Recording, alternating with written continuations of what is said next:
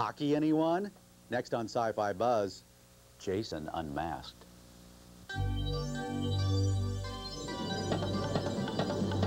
We've reconnected the Buzz for a talk with the mild-mannered man behind the hockey mask, Kane Hodder. Future talk with some of Sci-Fi's top people. Dinosaurs aplenty from our Best Bets department.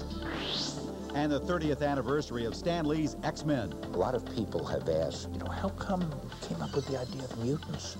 And the real explanation is laziness.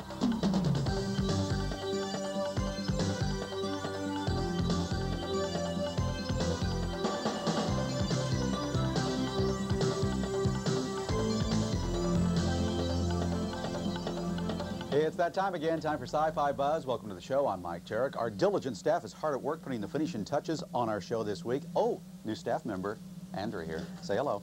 Okay. Hello. Mildred, well, she's fairly new. She just got back from the set of Friday the 13th, Part 9. Boy, it looks like she really got into her work. Mildred, looks like you cut yourself shaving there, honey. Okay, more on that later. Our first stop this time is in Reno, Nevada, of all places. We went to a fascinating conference there on the future.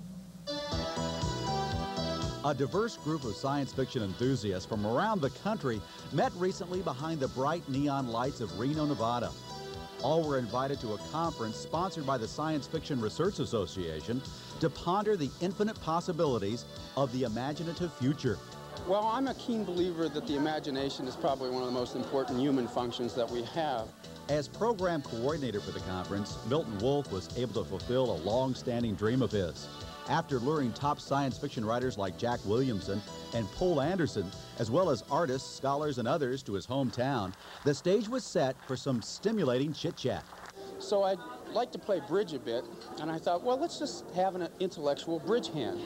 Let's give them the same topic, the imaginative future, to some of the best, most creative people that I know, and let's see what they say. Not only may we face rejection by another human, we may face rejection by a robot, too. Among the more amusing attendants at the conference was self-proclaimed Dr. Joanne Pransky, the world's first robotic psychiatrist. Today I don't have a huge client base, but I believe that when robots are as intelligent as you and I are, they'll have very similar emotional problems.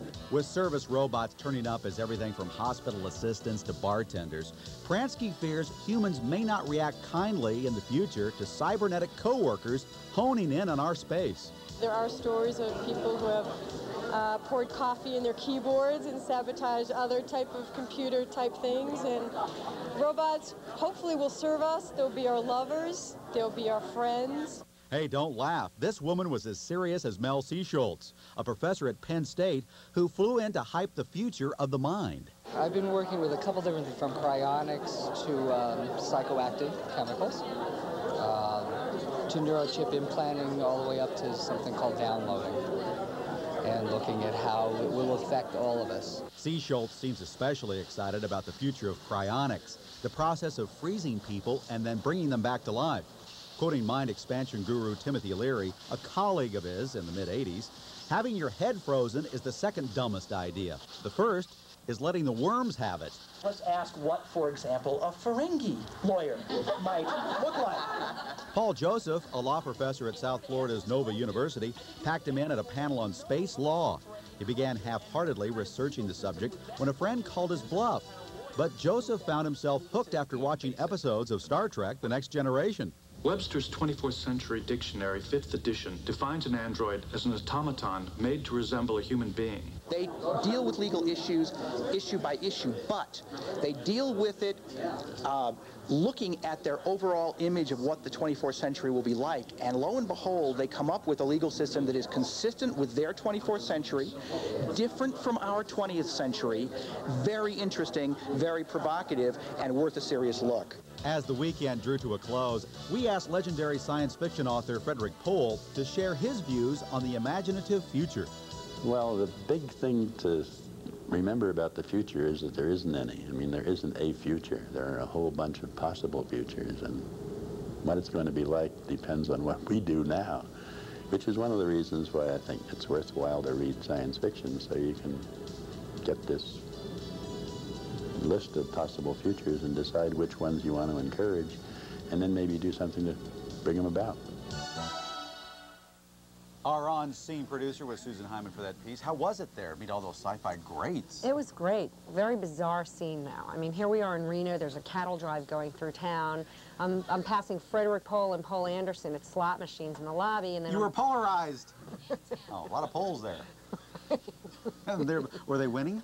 I don't even know, but it was just a wild scene, and I had a great time. Can I ask a question? Why were there cattle in the streets? It was the Reno cattle drive. We were in the Wild West there. Wow. Hello, my name is Roger Burton, and I'm from Moline, Illinois. And if you like Doctor Who, then this game is for you. In this game, you try to defeat Davros and his evil Daleks by using the time expander. So try the Doctor Who pinball game. Jason Unmasked, and our resident commentator Harlan Ellison after this untimely interruption.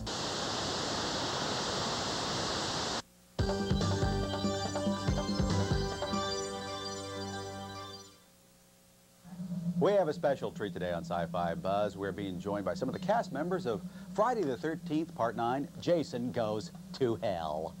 We want to thank the folks over at Kane Effects for providing some of their clients here on the show to provide some atmosphere for our next feature. Boy, we look great, don't we? We look like some kind of Club Med couples weekend gone horribly wrong. But these heads here, our staff is trying to get ahead, and they have, are providing some atmosphere for our next story about Kane Hodder. He recently invited us over to his house, in fact, for lunch. Oh, hey, you'd like to join me for lunch? I said, would you like to join me for lunch? A lot of folks might not recognize this man without his makeup, but throw a hockey mask and lots of latex on actor Kane Hodder, and he's transformed into the most vile of Hollywood villains. Tonight we can get that. Tonight we can send Jason Voorhees straight to hell for all time. Well, let's see. Freddy's a wimp. Pinhead's an idiot. Leatherface is a dork. And Michael Myers, we won't even talk about Michael Myers. Hodder's knife-wielding skills are being put to the test in his third stab at Jason Voorhees, the murderous maniac from Friday the 13th. And while a more squeamish actor may have bowed out of the role ages ago, Hodder has happily made it to Jason Goes to Hell, the final Friday. Well, I've been a horror fan since I was a little kid. And I can remember even watching early Jason movies and thinking, wow, what a great character that would be to play, because it seems like the more crazy you get, the better they like it, which does turn out to be the case. The more out of control I am, the more compliments I get. So that's kind of dangerous combination there for some people, but I think it's just a great form of entertainment. One of the reasons Hodder landed the part of Jason in the first place was his experience as a Hollywood stuntman. It's a very physical role. There's no dialogue involved. While attempting death-defying stunts in films like The Last Boy Scout and Under Siege, Hodder found it essential to be in control of every part of his body. That skill has been instrumental in his success with the Jason character, according to Final Friday director Adam Marcus. Jason has no lines. There's no dialogue for Jason. He can't express himself in funny quips and all of that. It's all in body language. It's all in the turn of his head and his one eye. I mean, Jason's got one eye. He wears other people's bodies like folks wear a suit. Or he may get blown up, but that's just a little minor inconvenience for him. He'll just get himself another body. This time around, Jason's ghoulish look was provided by the horror experts at K&B Effects Group. And they laid the makeup on extra thick, this being the 9th Friday film. The hockey mask now has been on Jason's face for so long that it is now embedded itself into the flesh. So the flesh is kind of growing around it, which looks pretty strange. K&B Effects co-partner Bob Kurtzman admits he wouldn't have accepted this job if it was just another Jason film. But with original producer Sean Cunningham on board and an effects-heavy script, he decided to give it a go. In this one, we get to see what motivates Jason, and it's very creature-oriented. There's dirt demons, there's little hell babies that crawl out of people, and Jason takes over other bodies, and there's lots of visual effects opposed to the other films, which really didn't have much.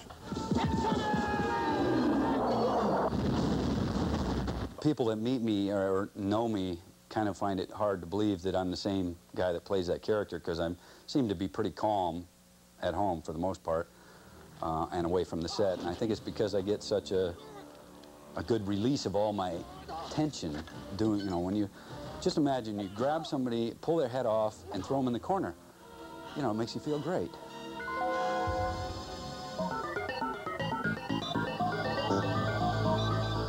Hi, this is Jake Ledbetter from Hot Springs, Arkansas. I was just calling to recommend Melanie Rollins' series, The Dragon Prince. It's a very interesting novel with a new perspective on dragons and magic. It's very good reading.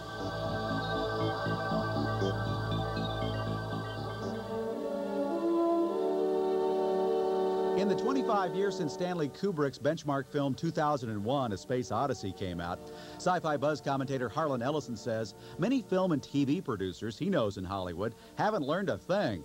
They're still wooden heads when it comes to space.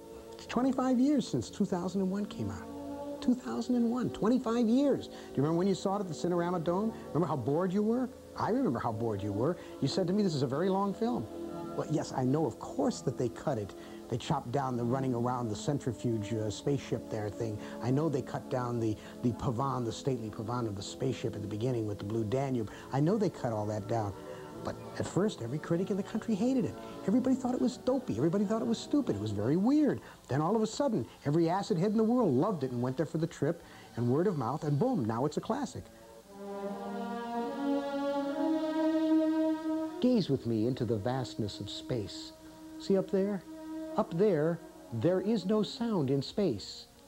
It's vacuum. That means no air. That means they can't see any laser beams, because there ain't no dust in the air.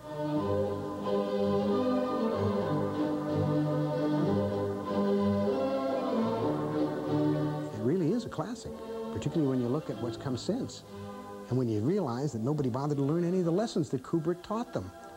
I mean, we still have explosions in space.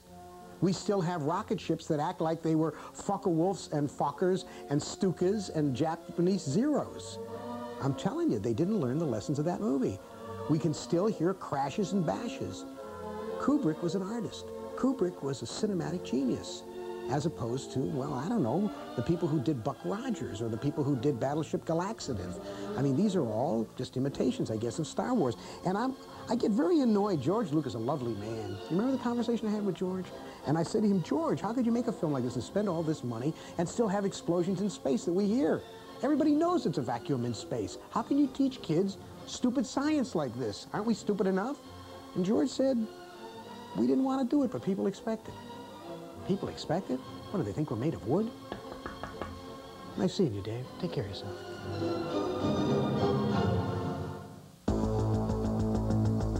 Author Paul Anderson and some dinosaur best bets after this disconnect.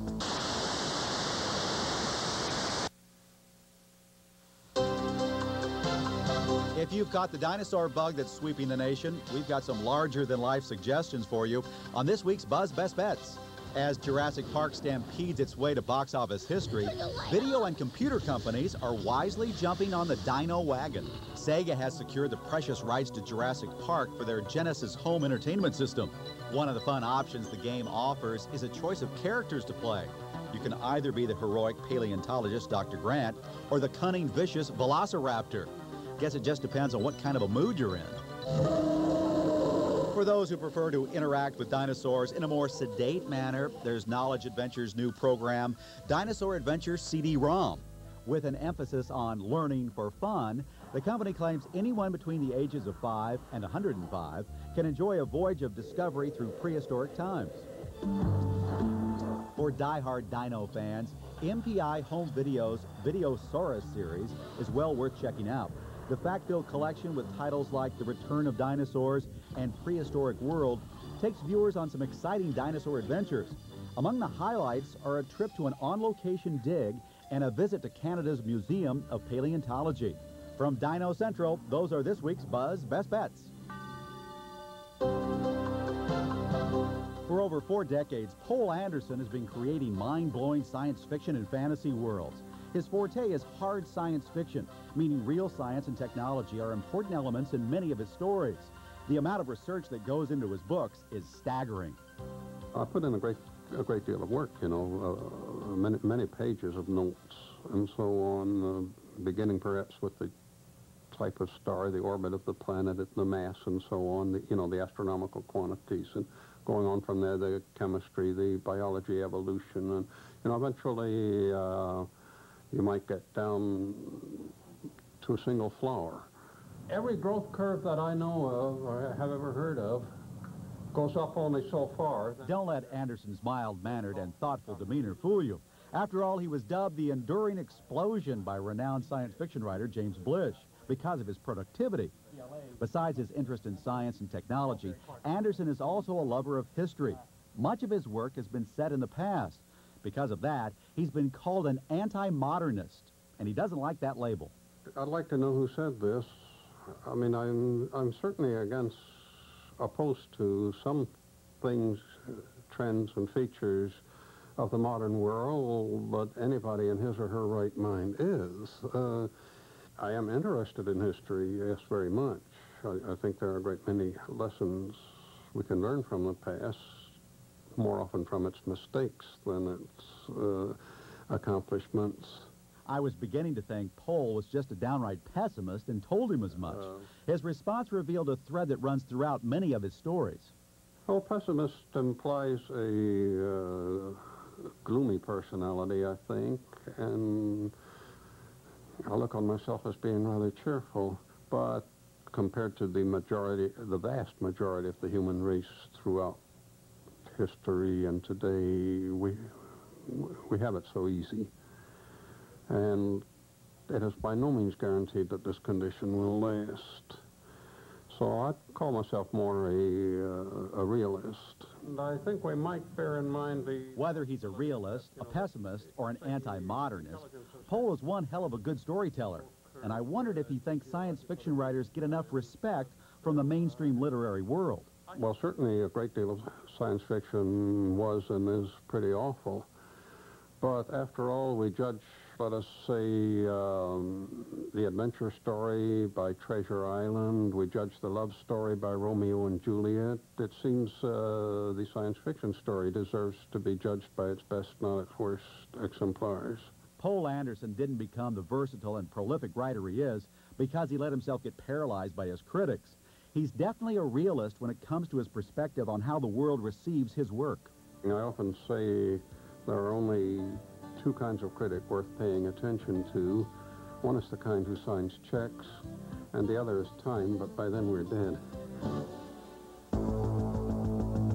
Stan Lee and 30 years of the X-Men.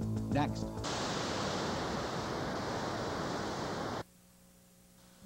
(1963), that was the year we first met the X-Men. In fact, it was in issue #1 where we first were introduced to the mutant master of magnetism, Magneto himself, one of the most infamous of the X-Men supervillains. Well, Magneto is back, kind of a sick way for the editors of Marvel to say happy 30th anniversary to the X-Men. We recently talked to Stan the Man Lee, the creator of X-Men, about how he created the mutants 30 years ago and about some of his TV and film plans for other Marvel superheroes. The underlying theme of the X-Men was, here's a group of people, each with a unique power, but they were feared and they were distrusted by normal people. So we were able to get themes of prejudice and bigotry into these stories, as well as good guys fighting bad guys. And what happened was we attracted an entire new audience of older readers. Flash forward to 1993, and you'll find that X-Men, the TV show, is luring its fair share of teenage viewers too. But what we wanted to know was why Lee originally decided to make these young superheroes mutants. A lot of people have asked, how come you came up with the idea of mutants? And the real explanation is laziness, for this reason. As you can imagine, when you do superhero stories, every time you come up with a new superhero, you have to figure out a way that he got his superpower. Well, how many times can you have somebody bitten by a radioactive spider or born on a planet Krypton? I mean, after a while, you run out of ideas. So it occurred to me, by saying that these people are mutants, which means they were just born with a certain power, they mutated the way vegetables do or anything else, You don't have to explain things. You can come up with any idea you want, and you can say, oh, well, he's a mutant. Oh, I see, that's how it happened. Well, that makes a lot of sense. Well, get a load of that. A mutant trying to raid. It's taken 30 years for X-Men to make it to the small screen, and Stan is now active in bringing other Marvel properties to Hollywood. But is it too late for Lee to play catch-up with his competitors over at DC Comics, whose characters like Superman and Batman have been Hollywood regulars for decades? One of the reasons I'm here in Los Angeles is I'm involved in our motion picture projects, and we have many of them in the works. At the moment, Jim Cameron is prepping a story for Spider-Man.